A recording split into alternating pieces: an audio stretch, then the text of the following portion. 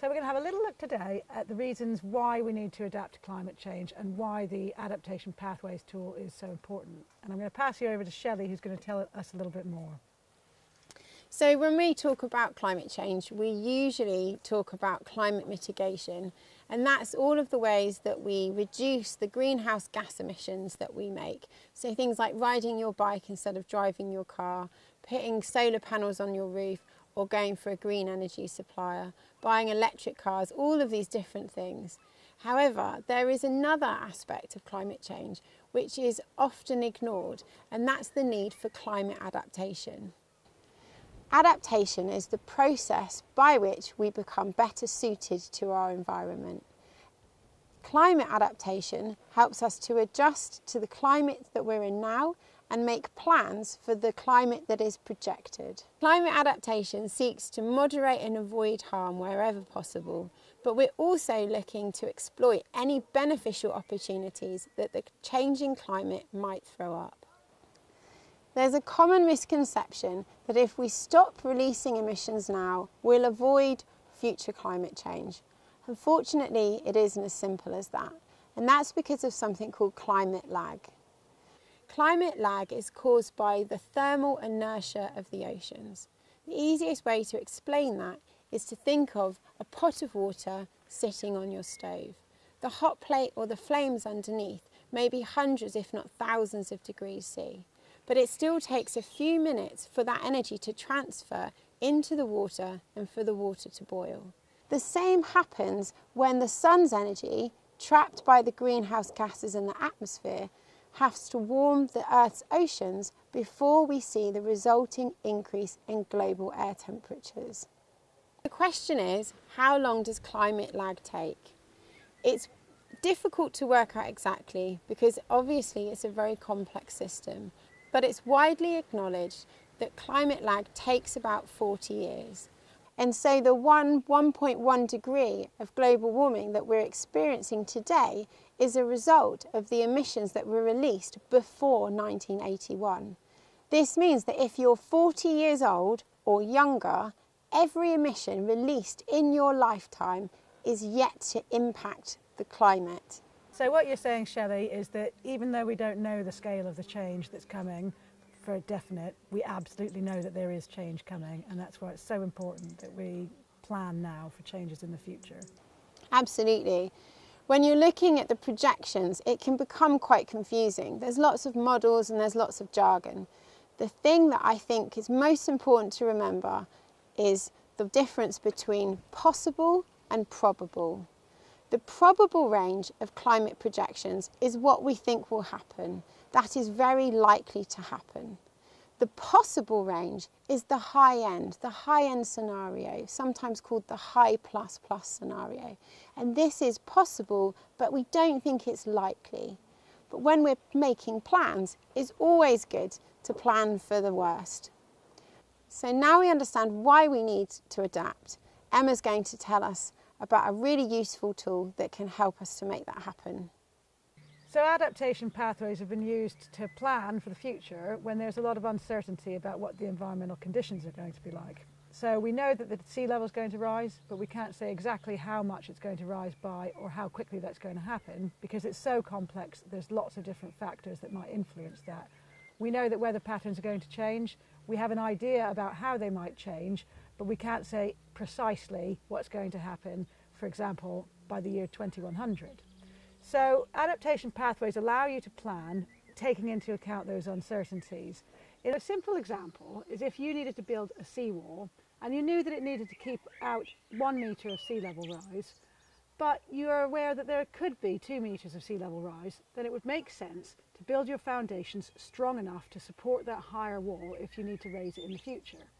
That way you're not cutting off your options for the future. So by plotting all of the different options that we might need going forward into the future, it allows us to take that first step with confidence because we know that we're not closing off options that we might need in the future. And that's why with adaptation pathways, you plot every action you could take against real-world environmental change rather than time. This takes the guesswork out of planning and means that your actions are triggered by real-world environmental change rather than just best guesses as you go along. And another one of the strengths of adaptation pathways is that you can take all of these different approaches and see how they sit alongside each other. So you can have soft options like natural flood management sitting alongside traditional flood defences, dredging, all of the other options that are on the table. And you can see how they all fit together because they're all pieces of the puzzle. So with all of this in mind, we've developed an online tool which is a way that everyone can have their voice as part of these adaptation pathways that we're putting together. It's not just the decision makers and the experts who have to live in the world that we create. And that's why we designed this online tool. And so it's really important that everybody's ideas and values are heard and considered. And now we're going to hand you over to Dawn, and she's going to walk you through how to use the online tool. Hello and welcome to the Adapting the Levels online pathway app. I'm just going to briefly walk you through how to adapt your own pathway. Here we are on the opening page. I'll just scroll down so we can see all the page. It may be slightly different by the time you look at it, but the principles will remain the same. So the first thing we're going to do is to sign in.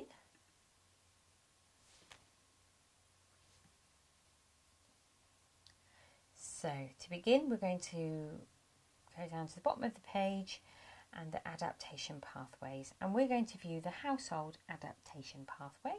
You can see the title and the description and these bars which show us all of our different options. Along the top here we have the environmental changes which we are making plans for. As you can see here, we are looking at percentage increase in rainfall amounts. On the side here we have different categories. So we have water falling on the house, water in the garden and hard surfaces. And these are colour coordinated so that we can easily understand what's going on. On each of these options we have a little eye icon. You can click on those and it opens up this pop-up. And you're able to see all the details you need to make a decision about each individual element. And also you can see here there's the ability to say whether you support this option. You do so by clicking yes or no and then close. This will be logged and we will be able to see your response. Once you're logged in, you can start to adapt a pathway. Any adaptations you make will be private. Only you and the Adapting the Levels team will be able to see them, no other users. What you can then do is click here on the Adapt this pathway button. This creates your own version of the pathway. Everything still looks the same as the original pathway, but you'll notice if you click on the little eye icon again, there is no voting as this is your personal version.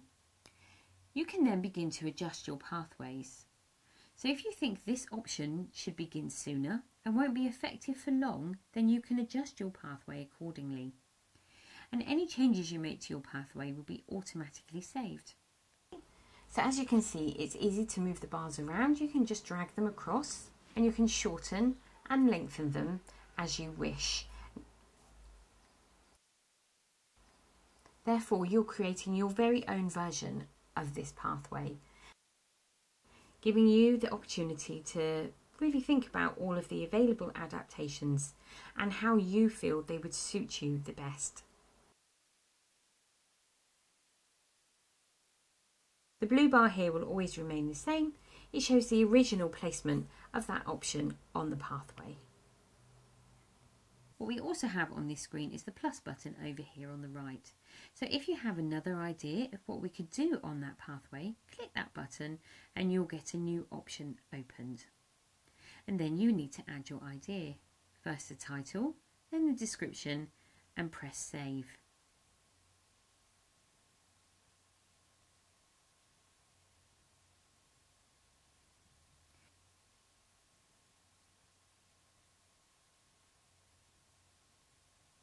You can see it shown up on the pathway and you can move it along as you wish to wherever you think it should sit, and you can also drag it out to make it much longer or to take it in shorter.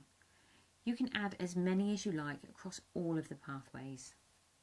And then you can come down to the bottom and add your own comments, which will be public.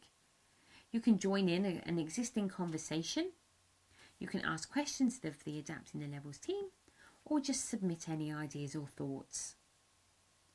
When you return to your home screen, you can view the pathways you've already adapted. So we go into your household adaptation pathways, and there you can see the one you worked on and the changes you made. And if you wish to compare that to the original pathway, you can do so here. And there it is. So that's everything that I need to tell you. If you have any further questions, please do get in touch with the Adapting the Levels team and we'll get back to you as soon as we can. Thank you.